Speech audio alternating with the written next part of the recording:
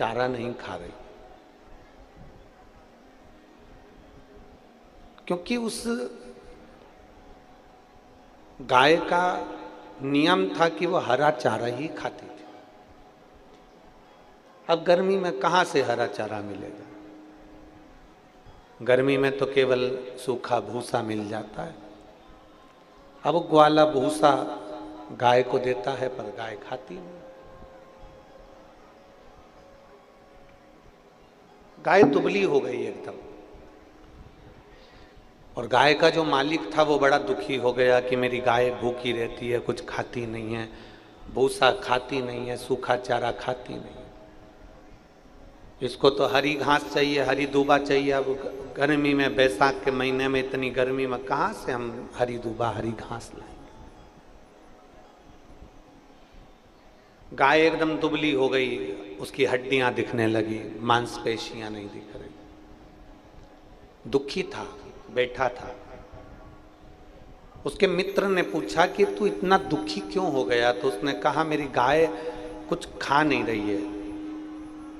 वह हरा चारा खाती थी, पर अब गर्मी में हरा चारा नहीं मिलता, भूसा ही भूसा है, तो भूसा खा नहीं है। उसने कहा इतनी सी बात, चल मेरे गुरुजी के पास चलते। गुरुजी के पास गए। गुरुदेव ने पूछा क्या बात है भाई, क्यों आना हुआ? कहा इसकी गाय चारा नहीं खा रही। गाय चारा नहीं खा रही? नहीं खा रही। अब क्यों नहीं खा रही? उसकी आदत में है, वो हरा चारा खाती है और ये सूखा भूसा गाय नहीं खा रही, इसलिए दुबली हो गई है वो। अब करूं तो करूं क्या? गुरुजी ने कहा एक काम करो, उसके लिए चारे का कलर चेंज कर दो।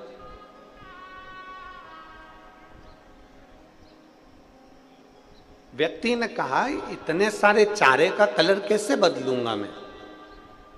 गुरुजी ने कहा चारे का कलर चेंज करने के लिए चारे में कलर डालने की जरूरत नहीं है। गाय की आंखों पर हरे कलर की पन्नी चढ़ा दो, तो वो जो पन्नी से देखेगी तो उसको चारा ही हरा ही नजर आएगा, तो वो खा लेगी।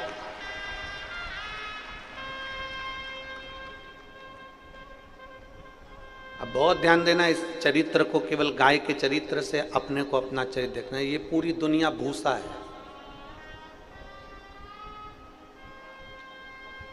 आप इसको ग्रहण करना चाहते हो, आप इसको बदलना चाहते हो। मैं अपने भाई को बदल लूँ, मैं अपनी मम्मी को बदलूँ, मैं अपने पापा को बदलूँ, मैं उनका रहने का तरीका बदलूँ, मैं अपने घर को बदलूँ, मैं अपने काका को बदलूँ, मैं अपनी ताऊ को बदलूँ, मैं अपने मामा को बदलूँ, मैं अपनी बुआ को बदलूँ। सारी दुनिया दूसरे को बदलने में लगी है। शिव महापुराण की कथा कहती है किसी को मत बदलो, ये भूसा भूसा ही रहेगा, दुनिया ऐसी ही रहेगी, बस अपनी आंखों पर शिव पुराण का चश्मा चढ़ा लो।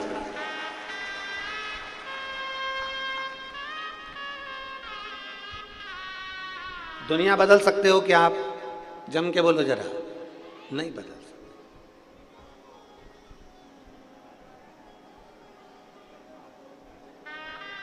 सारी दुनिया चिल्ला रही है सनातन धर्म को बचा लो रे, सनातन धर्म को बचा लो रे, सनातन धर्म को बचा लो रे। उसके बाद भी लोग सनातन धर्म पर उंगली उठाते हैं और सनातन धर्म को गालियां देते हैं, अपने अपन को गालियां देते हैं, तो फिर कैसे बचे?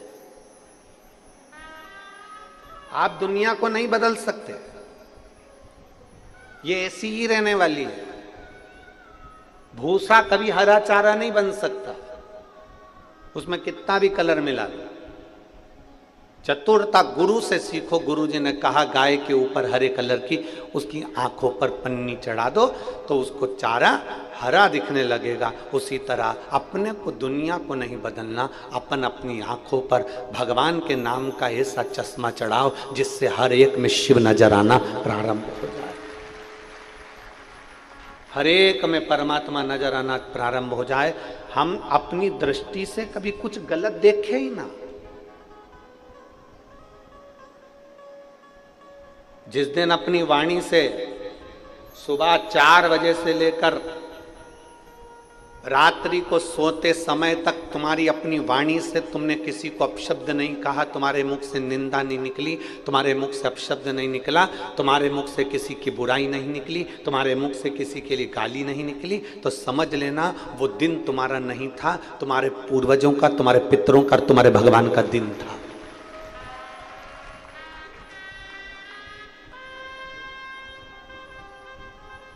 एक छोटी सी डायरी अपने पास रखो और दिन भर में कितने लोगों की अपनी दृष्टि से कभी कुछ गलत देखे ही ना। जिस दिन अपनी वाणी से सुबह 4 बजे से लेकर रात्रि को सोते समय तक तुम्हारी अपनी वाणी से तुमने किसी को अपशब्द नहीं कहा, तुम्हारे मुख से निंदा नहीं निकली, तुम्हारे मुख से अपशब्द नहीं निकला, तुम्हारे मुख से किसी की बुराई नहीं निकली, तुम्हारे मुख से किसी के लिए गाली नहीं निकली, तो समझ लेना वो दिन तुम्हारा नहीं था, तुम्हारे पूर्वजों का, तुम्हारे पितरों का, तुम्हारे भगवान का दिन था।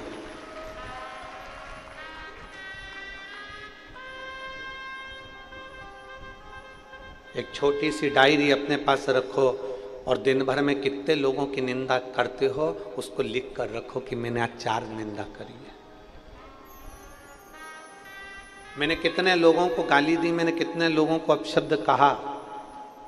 ये वाणी जो दी है ना परमात्मा ने, ये भजन करने के लिए दी है। बड़ी मुश्किल से मिली है ये वाणी। किसी गूंगे व्यक्ति से पूछना कि उसको वाणी की कीमत क्या होती है। किसी गूंगे व्यक्ति से पूछना कि वाणी की कीमत क्या है, वो आवाज निकालने के लिए, बोलने के लिए आंख से आंसू बहाता रहता है। इन कानों की कीमत, किसी बहरे व्यक्ति से पूछना कि इन कानों की कीमत क्या है। मशीनें लगाता है, ऑपरेशन कराता है, इसके बाद भी उसकी कान की आवाज नहीं आती, वो भ्रम जैसा रहता है, एकदम किसी से बोलता नहीं, चालता नहीं। नैनों की कीमत, कभी जिसकी आंखें नहीं है, जो नेत्रों से विहीन है, उससे पूछो कि आंखों की कीमत क्या होती है। तरसता है ये दुनिया का नजारा देखने के। मेरे भोले बाबा ने तो आपको जीवान भी दी है अच्छा बोलने के लिए, कान भी दिए हैं शिव पुराण सुनने के लिए, और नेत्र भी दिए हैं भोलेनाथ का दर्शन करने के लिए। उसके बाद भी हम अपनी जिह्वा का प्रयोग अगर गलत शब्दों में करें, अपन अपनी जिह्वा का प्रयोग अपन किसी की निंदा में करें, किसी की बुराइयों में करें, तो भगवान ने हमें शरीर बनाया भगवान के भजन के लिए, और हमने उसको लगा दिया गलत काम के लिए।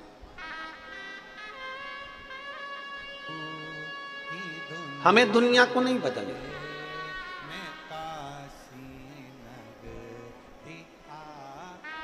एक पत्र कल आया था और उसमें एक बहन ने लिखा था, गुरुजी आपने सबको मंदिर जाना सिखा दिया। गुरुजी आपने कई नवयुवक बेटा बेटियों को बदल दिया। मैं हाथ जोड़कर निवेदन करूंगा, कभी ये मत कहना कि हमने बदल दिया। वो तो आपने अपनी आंखों पर शंकर की शिव पुराण का चश्मा लगा लिया, इसलिए तुम्हें दुनिया बदली बदलाई नजर आ रही। सियोर वाले महाराज की सामर्थ्यता नहीं है कि वो किसी को बदल दे। ये हमारी सामर्थ्यता नहीं है कि हम कुछ बदल सके, ये हमारे बस की बात नहीं है। ये तो आपने कथा सुनते सुनते सुनते सुनते अपने आप को बदल लिया। जब अपने आप को बदला, आपने मंदिर जाना चालू करा, आपने पशुपति व्रत करना प्रारंभ करा, आपने बेलपत्र चढ़ाना प्रारंभ करा, आपने धतूरा चढ़ाना प्रारंभ करा, आपने मंदिर में सफाई करना प्रारंभ करा, तो पड़ोसन को लगा कि रोज मंदिर में जल चढ़ा रही है, इसलिए भगवान इसकी सुन रहा है, तो पड़ोसन मंदिर जाना प्रारंभ करी। पड़ोसन को देखकर धड़ोसन जाना प्रारंभ करी, धड़ोसन को देखकर अड़ोसन जाना प्रारंभ करी। हम नहीं बदले, अर्थात हमने किसी को नहीं बदला, आपने अपनी दिनचर्या बदल ली, आपने अपना जीवन बदल लिया। तो आपने अपने पूरे के पूरे परतवाड़ा को, अमरावती को, सिरज गांव को, बलगांव को, अंजन गांव को, जितने जितने गांव हैं सबको तुमने बदला। सियोर वाले महाराज की सामर्थ्यता नहीं है कि वो बदल दे, वो क्या बदले।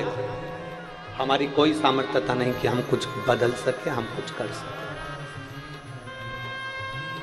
ये आपकी सामर्थ्यता। और बुरा जो देखन में चली और बुरा न मिलिया कोई। संसार में बुरा कोई नहीं है, हमने पहले दिन की कथा में कहा था, ना सास बुरी होती है, ना ननन बुरी होती है, ना बहू बुरी होती है। अगर बहू बुरी होती तो सास अपनी जेवर तोड़वा कर बहू को चढ़ावे में नहीं चढ़ाते। बोलो सही है? और अगर बहू सास बुरी होती तो वो जेवर नहीं देती, वो कपड़े नहीं देती, वो गालियां ही देती। और बहू बुरी होती ना तो वो अपना घर छोड़कर तुम्हारे घर में नहीं आती। ना सास बुरी है ना बहू बुरी है, बुरा एक समय होता है, उस समय को थोड़ा सा टल जाने दो, उस समय को थोड़ा सा निकल जाने दो, अपने आप अपना जीवन आनंदमय हो जाता है। आज अक्षय तृतीया है, भगवान श्री नारायण के छठे अवतार श्री परशुराम भगवान की प्रागट्य उत्सव है। संपूर्ण देशवासियों को, संपूर्ण राष्ट्रवासियों को, संपूर्ण सनातनियों को अक्षय तृतीया की और भगवान श्री परशुराम जी के प्रागट्य उत्सव की बधाई।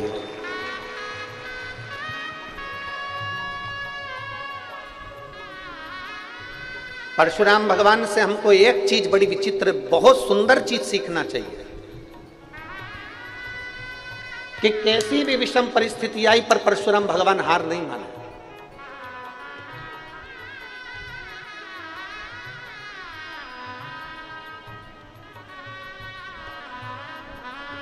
पिता ने कहा मां का शीश काट दो, शीश काट दिया, वर में वापिस माता का प्राण मांग लिया। कितनी भी विषम परिस्थिति आई, परशुराम भगवान ने हिम्मत नहीं हारी। क्यों नहीं मानी? आखिर परशुराम भगवान हिम्मत क्यों नहीं हारते? इतने इतने उन्होंने युद्ध लड़े, इतने इतनों को मारा, पछाड़ दिया, पर वो हिम्मत क्यों नहीं हारते? क्योंकि उन्होंने गुरु किसी दूसरे को नहीं बनाया था, परशुराम भगवान ने गुरु देवाधिदेव महादेव को बनाया था। परशुराम भगवान के गुरुओं की गिनती में अगर देखेंगे तो कोई गुरु का नाम नहीं आता, परशुराम भगवान की गुरु की गिनती में केवल देवाधिदेव महादेव का नाम आता, भगवान शंकर का नाम आता।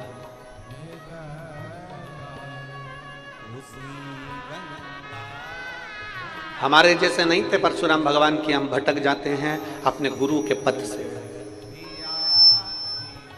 किसी ने कह दिया उनके यहाँ चल चलो, वहाँ से तुमको ये फायदा हो जाएगा। किसी ने कह दिया वहाँ चल चलो, वहाँ से गड़ा हुआ धन मिल जाएगा। किसी ने कह दिया वहाँ से सोना चांदी मिल जाएगा। किसी ने कह दिया वहाँ पर तुम्हारा भाग्य बदल जाएगा। किसी ने कह दिया वहाँ चल चलो, वहाँ पर कोई चमत्कार हो जाएगा। किसी ने कह दिया वहाँ चल चलो, वहाँ से कुछ अच्छा मिल जाएगा। और हम भटकते ना। हमने पहले एक कथा में कहा था, आप लोगों के स्मरण में है कि नहीं हमें नहीं मालूम। भरतवाड़ा की मेरी जीजियां अगर रोज कथा सुनती होंगी तो उनके स्मरण में होगा। हमने कहा था पत्रिका, जन्म पत्रिका बदल कर देख ली, बदल कर देख लिया, सोने वाला कमरा बदल कर देख लिया, जिस कमरे में सोते हो पलंग पर सोने की दिशा बदल कर देख ली, और तो भी तुम्हारे ग्रह अगर नहीं सुधरे तो फिर एक बार अपने आप को बदलने का प्रयास करना, महादेव कृपा कर दे। अभी तक अंगूठी बदली थी, पत्रिका बदली थी, सोने की दिशा बदली थी, मकान बदला था, कमरा बदला था, दुकान बदली थी, सब कुछ बदल कर देख लिया। अब अपने आप को बदलो। अब ऐसा मन बना लो कि अब मैं कहीं नहीं भटकूंगा। मैंने बहुत लोगों से मिल लिया, बहुत लोगों के दरवाजे पर चले गया, बहुत लोगों से बात कर ली, अब मुझे नहीं भटकना। अब मुझे केवल देवाधिदेव महादेव के दरवाजे पर जाकर एक लोटा जल चढ़ाना है, और उस जल को जब तक चढ़ाता रहूंगा जब तक मेरा महादेव नहीं सुनेगा। कभी तो सुनेगा। कड़प नाम का डाकू मुंह में पानी भरकर शंकर पर पिचकारी चला देता है, मुंह का पानी डाल देता है, और मेरा महादेव प्रकट होकर उसको दर्शन दे जाता है। तो इतना सरल देव और कहां मिलेगा?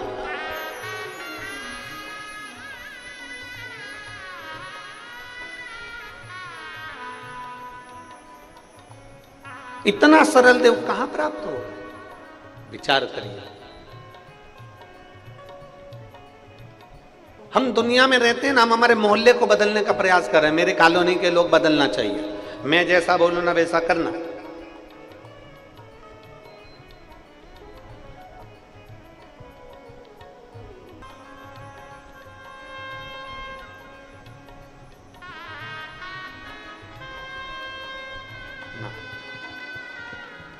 व्यर्थ की बातें हैं कि हम इसको बदल देंगे, हम उसको बदल देंगे। जो ज़्यादा बहुत ऊंची ऊंची बातें करते हैं ना, वो घर पे खुद चाय बना के पीते हैं, उनकी लुगाई तक उनको चाय नहीं देती। इसलिए व्यर्थ की बातें नहीं करना, अपने को जो हो सकता है ना अपन वो बात करें। शिव महापुराण कभी व्यर्थ की बात नहीं करती कि बात वो करो जो कर सकते हो। तुम तुम्हारी पड़ोसन को बदल सकते हो क्या? यहाँ इतनी जीजी बैठी है, ईमानदारी से बोल दो, पड़ोसन बदल सकते हो? तुम तुम्हारी बहू को बदल सकती हो क्या? बहू से रोज कहती हो मंदिर जाया कर, सुबह जल्दी उठाकर 4 बजे उठाकर, ऐसा करा कर, झाड़ू लगा लिया कर, चाय बनाया कर, तो हाथ पैर धोकर बढ़िया स्नान कर कर चाय बनाया कर, और तू ऐसा करा कर। बोलो ईमानदारी की बात, तुम्हारा बाल धोला हो गया पर वो नहीं सुधरी, और बहुएं सास को सुधारने में लगी हैं। मम्मी तुम देखो 4 लोगों में